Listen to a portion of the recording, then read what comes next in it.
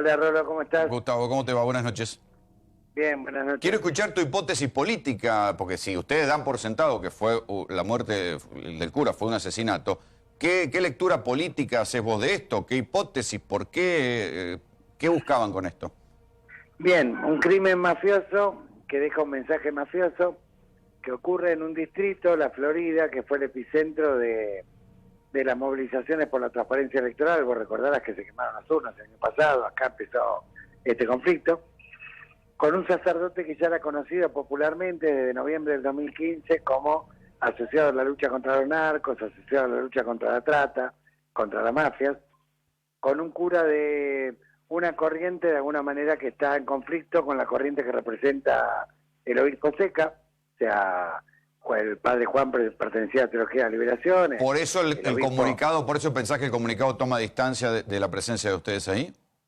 Lo que busca el mensaje mafioso es justamente dividir a la iglesia, entre otras cosas. O sea, el mensaje mafioso es en varias direcciones. En primer lugar, acallar a la población. En segundo lugar, acallar a los pastores que se comprometen con su pueblo. En tercer lugar, generar, exacerbar de alguna manera las diferencias internas en el seno de la iglesia. Y en cuarto lugar, no lo descartaría porque aparecen hechos que indican que acá no fue cualquier perejil, sino que intervinieron algunos elementos con algún nivel de preparación, profesionalidad y algo de inteligencia. Sí. Ahora vamos a ir a eso, a ese detalle, pero me gustaría detenerme en otra cuestión. Bueno, Digo, los curas no tienen custodia. El otro punto es que los curas no tienen custodia personal. Cuando están en las parroquias, están solos, no tienen custodia. Si van a hacer una denuncia sobre el narco del barrio, se la va a tener complicada ahora. No tienen custodia personal y aparte, a pesar de que ya había tenido 4 veces habían entrado a la parroquia, habían revisado todo, no habían robado nada, o sea, se habían llevado simplemente una corona de una estatua de una virgen, o sea, ya había habido anticipos mafiosos, le habían mandado la foto a los sobrinos, habían amenazado físicamente a una de las sobrinas, con lo cual él había adelantado al obispo Seca esta situación, el obispo Seca había dispuesto el traslado inmediato. Pero bueno, Juan quería, digamos, denunciar todo lo que estaba viendo, el horror de la prostitución infantil, digamos, para servicios de camiones cuya flota pertenecen a políticos muy conocidos de la zona. O sea, vos, la hipótesis es esa, una denuncia de prostitución infantil. No. Yo creo que acá convergieron varios actores que tenían diferentes motivos para de alguna manera generar este hecho mafioso. Y en lo más complejo, digamos, no descartaría que en un momento donde el gobierno está tratando de restablecer buenos lazos con Francisco, tratando de generar una concertación económica social, que otra cosa sí lo logra, pero por lo menos la tentativa está, en un momento donde los sectores por ahí más fundamentalistas esta vez no viajan, digamos, y donde va a haber una predisposición al diálogo. A pocos días de este hecho aparece un cura colgado en el medio de la parroquia, sangrando en toda su remera, y en un hecho que ni un estudiante de Derecho de cuarto año definiría como suicidio, si vos lo ves de adentro, ¿no? Claro, digo, es un episodio como para que el cura lo denuncie como la muerte de un sacerdote, como ha denunciado las muertes de sacerdotes en Francia o en Siria. Sí, pero esto te lo planteo porque en este momento Francisco es objetivamente el mediador moral mundial que más enfrenta a los señores de la guerra, al complejo militar industrial.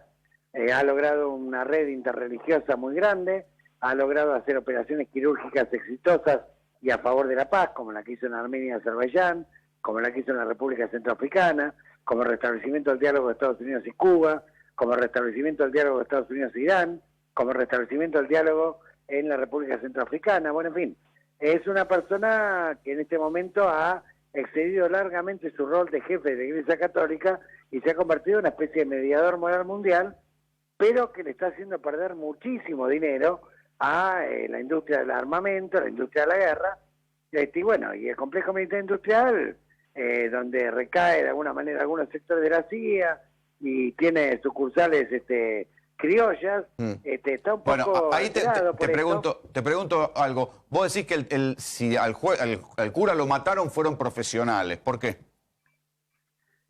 Fueron profesionales porque las bandas que él denunciaba tienen capacidad para que pase un motochorro y le pegue 2 tiros, para ahogarlo en una bañadera, pero no para para generar un hecho donde, por ejemplo, el cuerpo en la autopsia parece totalmente limpio, parece que hubiera sido lavado. Y aparte lo hizo el jefe de la autopsia y no permitió que lo hiciera ningún médico de los que estaban allí presentes, ni tampoco permitió que los familiares participaran de la autopsia, porque como eran mujeres, como era una autopsia masculina, decían que no correspondía, y con esa excusa dejaron afuera a los familiares. Es decir, fue una autopsia sin control, sin filmación, y con fotos donde aparece el cuerpo totalmente blanco, como si estuviera lavado, y cuando lo da vuelta aparece con el color real, digamos, ¿no? Raro, muy raro.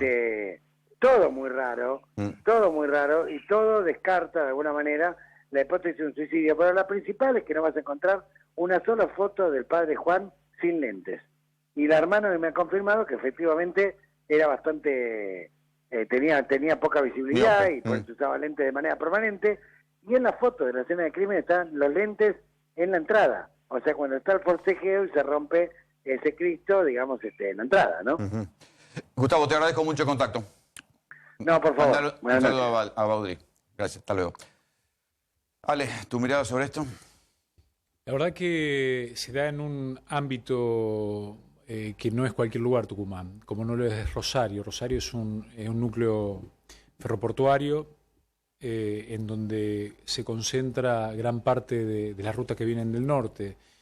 En algunas informaciones que hemos tenido, yo estuve en el Departamento de Estado hace muy poco, y hay una pregunta recurrente con respecto a la actividad o la presunta actividad terrorista que se podría dar en la Triple Frontera. Están muy atentos con respecto, por ejemplo, al tema de lo que ocurrió en Paraguay con la guerrilla. Sí, digo, si lo tomás más que por motivo político, más que sobre todo por motivo narco. Bueno, a eso me refería, pero bueno, las FARC terminan siendo en algunos puntos también, o algunos de los...